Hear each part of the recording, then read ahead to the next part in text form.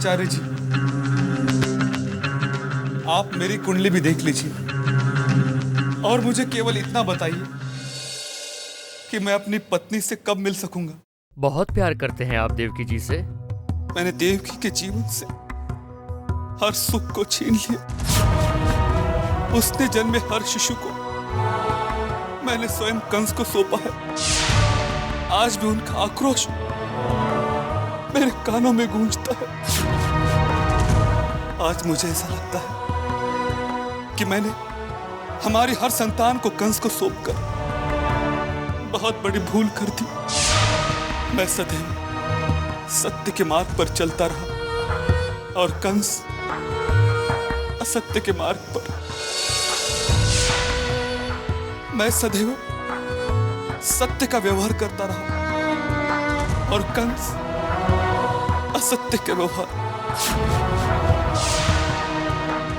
आज तक मुझे एक बात समझ में नहीं आई कि जब सत्य का असत्य से सामना होता है तो सत्य का व्यवहार कैसा होना चाहिए। कदाचित यही शिक्षा देने के लिए कृष्ण ने जन्म लिया होगा। कृष्ण अर्थात सत्य, कंस अर्थात असत्य से युद्ध कर रहा है।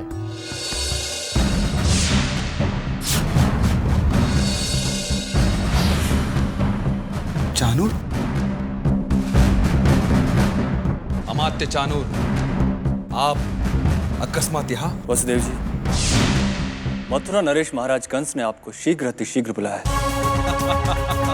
मथुरा नरेश कंस ने मुझे बुलाया है, वो भी आदर सम्मान सहित। कहीं कंस पागल तो नहीं हो गया? वसुदेव जी, चलें?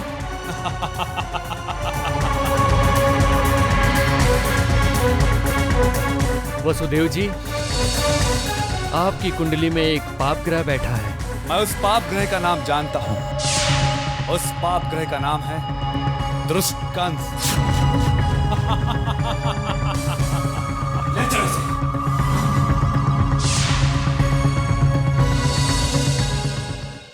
गौतमी, अंगिरस यज्ञ करने का निर्णय हम सभी ने ले लिया है।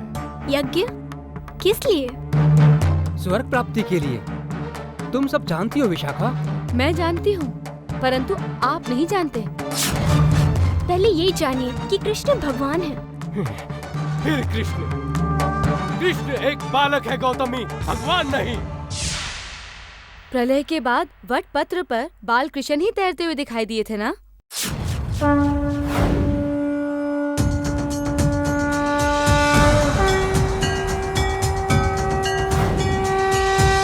ये कथा आप ही ने बताई थी। तब आप ही ने कहा था कि पैरों का अंगूठा चूसते वक्त साक्षात परब्रह्मा परमात्मा सगुण साकार रूप लेकर सृष्टि का निर्माण किए थे। वो कृष्ण ही था ना? तुम कृष्ण को परब्रह्म परमात्मा बना रही हो। वो उचित नहीं है।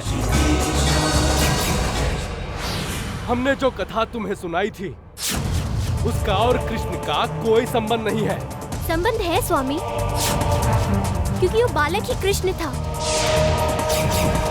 और कृष्ण ही सृष्टि का निर्माण करता है और वही कृष्ण गोकुल में अवतरित हुआ है। यही कृष्ण गोकुल में निवास करता है। आप हंस क्यों रहे हैं? तुम्हारे आगाध ज्ञान पर हंसी आ गई विशाखा। जिस कृष्ण को तुमने कभी देखा नहीं उसके लिए इतनी श्रद्धा, इतना विश्वास। बुरा मत मानिए स्वामी, पर आप ऐसा कह रहे हैं कि जैसे आपने परमेश्वर को देखा है। गौतमी, जिसको आपने कभी देखा नहीं, उसके लिए आपके हृदय में इतना विश्वास, इतनी श्रद्धा। अपने आप को बहुत ज्ञानी समझने लगी हो तुम। जो भी मैंने ज्ञान प्राप्त किया है वो आप ही की देन है। आप ही हमारे गुरु हैं। फिर गुरु की अवज्ञा क्यों? हम अवज्ञा नहीं कर रहे हैं स्वामी, हम तो केवल आपसे विनती कर रहे हैं। कृष्ण के दर्शन करने की? नहीं स्वामी, कृष्ण को जानने की। हमारा तो बस इतना ही कहना है कि गोलोक के श्री कृष्ण ने गोकुल में सगुण साकार रूप लेते हुए अवतार लिया है, जिसकी पूजा करनी चाहिए, भक्ति करनी चाहिए। कृष्ण स्वयं यज्ञ पुरुष है। उस यज्ञ पुरुष का आशीर्वाद लिए बिना आपका यज्ञ कैसे सफल होगा? और आपको हमें स्वर्ग की प्राप्ति कैसे होगी? कृष्ण ने तुम्हारी मति भ्रष्ट कर दी है विशाखा। वो काली मैना तुम सबको क्या क्या बातें बताती है राम जाने, परंतु ये सब बातें सुनकर तुम कृष्ण के प्रभाव में आ गई हो, ये निश्चित है। परंतु हम तुम्हारे प्रभाव में नहीं आएंगे। हमारा यज्ञ भी पूरा होगा और हमें स्वर्ग लोक की प्राप्ति भी होगी। आज से तुम सब ना उस काली मैना से मिलोगी, ना कृष्ण से मिलने का हट करोगी। जाओ और यज्ञ की तैयारियों में लग जाओ।